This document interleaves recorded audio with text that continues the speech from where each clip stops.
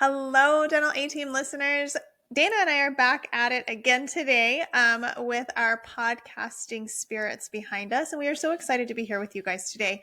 Um, Gosh, Dana, this is like the beginning of summer for us right now. And no matter where you're at in the country, I think you've either been on summer for a few weeks or you're just barely getting there. I feel like summer breaks are wild. Like Brody is in school 2 weeks past my niece. Like it's just been crazy. But the most fun part about this for both of us is that I don't know if you guys know this or not. We get asked this question a lot. Where is your headquarters? Like, where are you guys based out of? And Dana and I, Britt and I, gosh, I think most of the consultants at this point are in Arizona. Our HQ is actually Reno, Nevada, but we work from home. So, fun part about podcasting during the summer is that each of us have some sort of little or family member or someone at the door, honestly. Like, I had to text in our, got a family chat going that's like, hey guys, FYI. And Dana's like, let me put a sign on the door. So, Dana, welcome. I know being a mom is something that lights both of us up. And I think one of the best, just like fun parts of our relationship is being able to also laugh about what it's like to be a mom in Arizona, in the sports and in the summer. And I love that about the two of us. And Dana, tell me, what's the start of summer looking like for you guys over there? I have it easy. I will never discredit the amount of momming that you do over there. So tell me, how is mom life today, Oh, Dana? it's good. It's wild. You're right. Like, there's a beauty of being able to work from home in that, like, I can very quickly throw chicken nuggets out the door and everybody is fed, right? You're just throwing them down the hallway. I get it. Yes. Yep. But they, like, all summer long, there are no-go zones depending on what I am doing during the day. So, like, if I am on calls, the front room is off limits because it's directly beside my office. And so I can hear everything that you do. I love that. Yep. So I'm constantly like chunking my windows of time as to like where they can be in the house. And I've had to put signs up because my neighbor kids also want to Oh, come get my kids. And I'm like, yeah. well, we just can't knock on the door right now. Yeah. Yeah. Please just give us a moment. I love that. Yeah. And honestly, though, it's kind of like time blocking for practices, right? Because, like, when can you do certain procedures? Like, you don't want, sedation in the front room with everybody walking by. You've got to have a very specific place for the sedation and a very specific, like, no go zone of do not pass this line Yeah. once we've started. So it kind of makes me think of how synchronistic life is in general.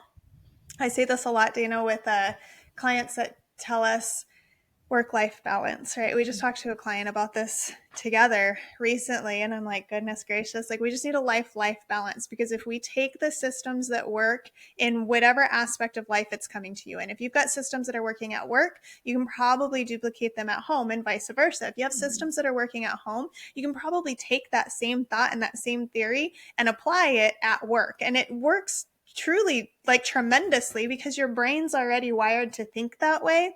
So when you can just stop trying to recreate the wheel and use what you know works, applying it in all areas of your life, things just are easy. I feel like that's how you create easy discipline and how you create easy habits. So taking that, like, time blocking and room blocking and, like, hey guys, from these hours, this is what you're going to be doing.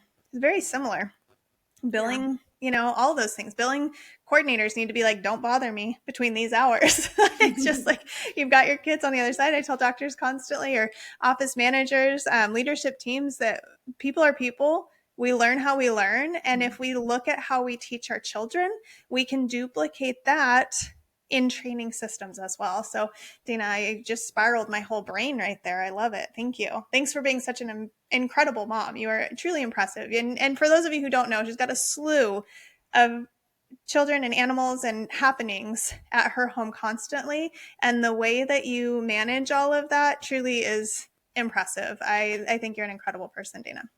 Thank you, Tiff. It is a whole lot of winging it. So I But appreciate that. winging it, I mean, I think we all wing it when it comes to parenting. I don't think anybody actually knows the step-by-step on what we're doing. So we're all winging it and we're all doing the best that we can, but you also make time for you. You make time for work. You make time for making sure that you're prioritizing what makes you happy and fulfilled, because I think that is then teaching your children to do the same, and it's super cool to watch. So having an almost grown kid, I live vicariously through you, watching you parent your children, and it's super fun from over here. So thanks for continuing to have more for us. Keep enjoying the view, Tiff. Yep, I'm here for it.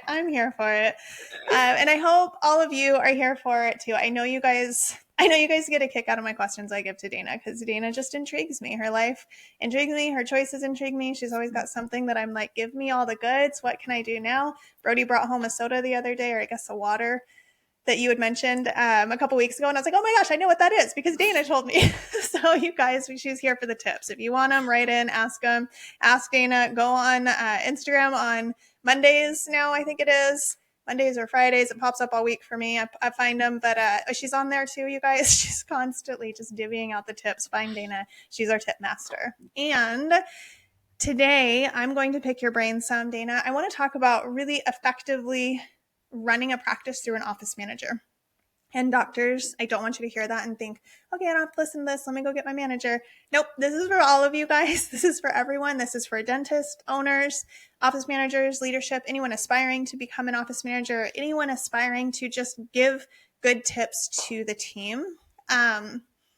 Office management can come in varying sizes, and the label office manager, we found even just in hiring consultants, right, or hiring when we were in practice, that office manager really doesn't have a good definition for it in the industry.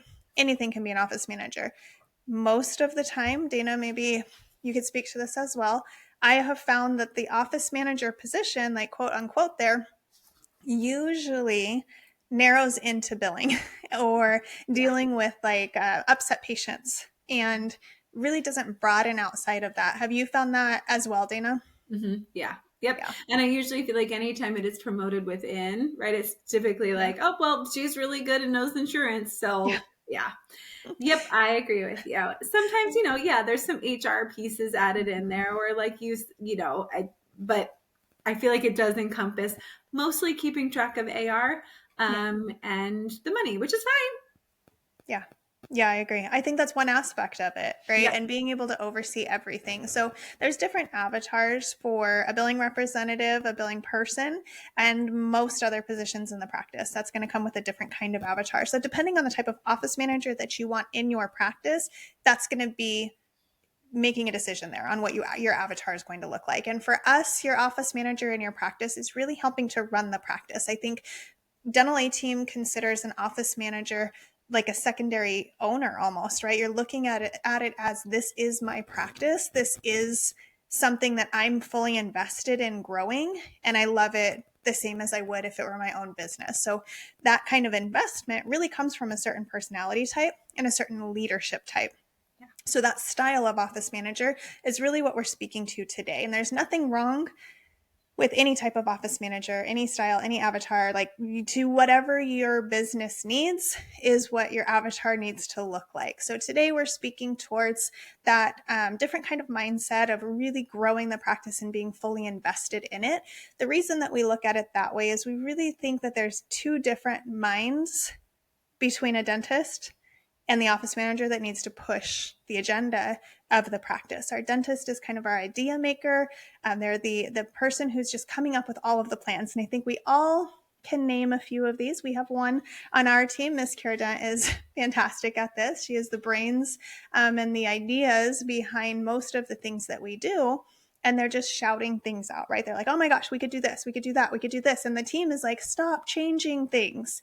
Well, when you leave the practice management up to the dentist who's there to create ideas, and there's no one there to filter ideas through and to project manage when things do make it past go and we're like, yes, we're going to do this. When it's all on the doctor, you are going to suffer those changes consistently because no one's there to say, hey, is this projecting us towards the goals we're working on, or is this confusing us and keeping us from reaching those goals? So then we do have teams that are in constant chaos and constant change, and they're like, Dana, I can't take another word from this doctor. It's like, well, that's we got to get the doctor out of that position. So that's the type of office manager we're speaking to today, is the type of office manager that can say, yes, that's a fantastic idea.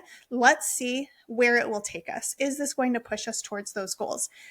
I have to just brag a little on a client that I've worked with for a while now, near and dear to my heart, like just two of my favorite humans in the whole world. And honestly, their whole practice is full of some of my favorite humans. But not that they didn't start as my favorite humans, but they didn't start there, right? They didn't start where they are today, years later. They started in a very different position.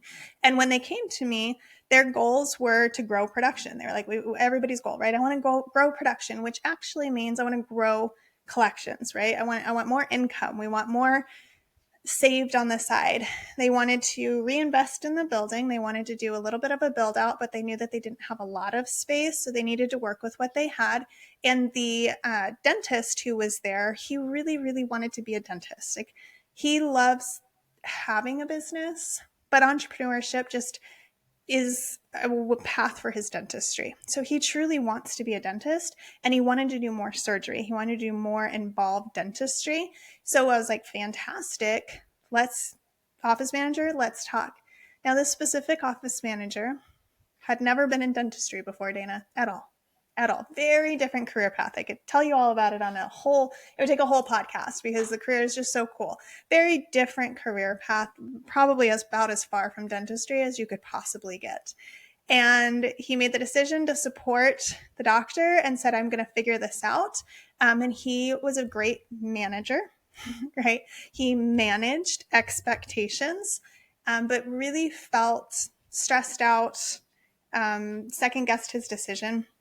He was like, I don't think this was right for me. I don't think I'm cut out for this. And I was like, well, let's test the waters. Let's see.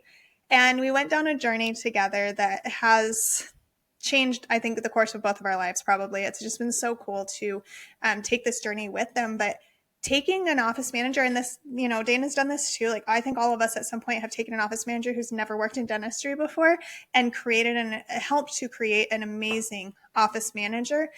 So all of you dentists who are like, well, they don't have experience, it's not always necessary if the other pieces are there and if the dentistry can be taught, if there's space for it. So keep that in mind. I'm not telling you go find someone with no experience. I'm not telling you have to have experience. Like, I'm telling you, it's just got to fit for you. This specific manager and a couple others that I've worked with didn't have that experience. And what we worked on then was what it takes to be an office manager, which is actually leadership.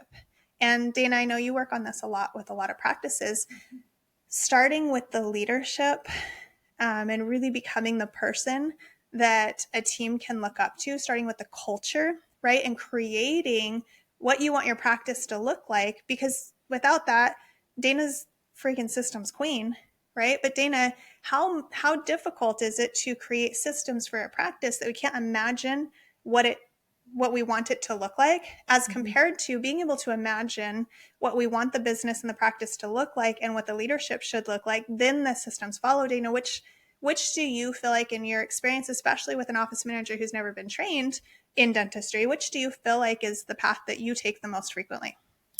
Hands down, it's building the vision and figuring out what you want, because anywhere in dentistry, when it comes to the schedule, when it comes to your leadership team, when it comes to goals, like, you have to know what you're trying to achieve before you build the pieces to achieve it. Yeah, exactly. And I think a lot of people start with the systems, right, Dana? And that's where it gets really confusing. And it's like, the systems are so tailored to an individual. Systems are so tailored to a specific practice, and that practice's goals. So when you start out just blanket systems, it could be anything. You could create anything and it will or won't work. It's hard to tell. It's like throwing spaghetti at a wall and hoping that it sticks, that it's done. You don't know. But when you have a vision and you can create something that supports that vision, what you want that to ultimately look like, you're able to custom tailor it. And that's what we were able to do with this practice. And working side by side with the office manager in leadership, teaching him how to speak to people, how to have conversations, hard or easy, how to invest in other people, and really showing him or giving him the opportunity to see what it feels like when you put yourself aside and you put someone else almost ahead of you without it being ahead of you. Like, that's hard to say out loud. Like, him investing in his team and his team's success in the practice gave him such a high. I couldn't even stop like his trajectory. He was just running because he felt so good about having this higher purpose. And his higher purpose truly turned out to be investing in, leading and guiding his team members for them to be their best selves. So within that, what he learned is really like hiring and firing, the systems behind a 5-star patient experience, the handoffs, like what creates this relationship that I'm having with my team members and my patients. So it started to spin once we got some really good leadership footholds in there, some really good communication skills, and practicing weeding out the team members that didn't need to be there and replacing them with team members that should be there, narrowing down those avatars, narrowing all of this down. He was really able to see how the slightest movements that he made truly affected every piece of the practice. He would move one needle just slightly, kind of, I always think of implant torquing, right? Like 2 millimeters is a lot when it comes to an implant. And that 2 millimeter change in a system or in a statement or a word that you use can create a massive difference. It's the success or the failure of an implant. And same goes for everything you do in life. I said earlier, like everything you do, you just duplicate it. So if you're making a 2 millimeter change on an implant, like what's going to happen in that respect when it comes to words, to leadership, and to guidance? And he truly took all of that and invested in people. And he said, hey, I'm learning too. Help me learn. And he got his team on board. It's been incredible to see their success. And so between the leadership and then the systems, which, gosh, guys, we talk systems constantly. Dana, we did NDTR. I mean, you guys, our basic core systems of dental A team truly work, and they are case in point. Leadership is an ideal. Leadership is kind of that like personal side of it. There's not a black and white, follow these steps and now you're a great leader. It's a learning system. It's something that is in you, something you have to desire, something you have to want. But the core systems, the handoffs, the NDTR, the ICRP, the communicating between team members, blocked scheduling. We implemented blocked scheduling. We implemented time management skills. We implemented avatars for every team member, avatars for our patients, marketing, all of the core pieces of what Dental A team has to offer. We've implemented with this practice and gained his leadership skills, as well as an entire team full of leaders at this point. They have leaders of departments, but you guys, every single team member on their team is a leader because they are manning their ships and they're acting as if they're leaders for the good of the practice overall. And it's been incredible. So that first year we worked on core systems of NDTR, blocked scheduling, and just literally ICRP handoffs chairside. Leadership in conjunction with that. So getting rid of some team members that no longer fit the needs of the practice or just weren't on board with the trajectory, replaced some great new team members in there, got them trained up. And you guys, within that first year, remember their goals were to increase production, start a build out, right? And get the doctor doing dentistry. So we were able to remove the doctor from a lot of those pieces, a lot of the decisions that he didn't have to make. We took them away from him. He didn't have to make them anymore. And he trusted doctors. He trusted the process. He trusted the office manager. So things that the office manager could decide that if the office manager decided incorrectly could be fixed, right? Or it's like, it's not that big of a deal. We could have gone the other way, but it's not that big of a deal. Okay. Strategically moving those decisions over to the office manager. We started doing that so that the doctor was in the chair more. He increased his surgery so much, you guys. They were able to, with one doctor and 2 hygienists, they were able to increase their production by $800,000 that first year, just by narrowing down the systems and the leadership, getting the right people in the right seats, getting the right systems in place, using them, and really knowing where they were going. And that first year was incredible. Stack on top of that, they've decreased the decisions from the doctor, increased the amount of productivity that he was able to do without, by the way, expanding his hours. He stayed within the same hours.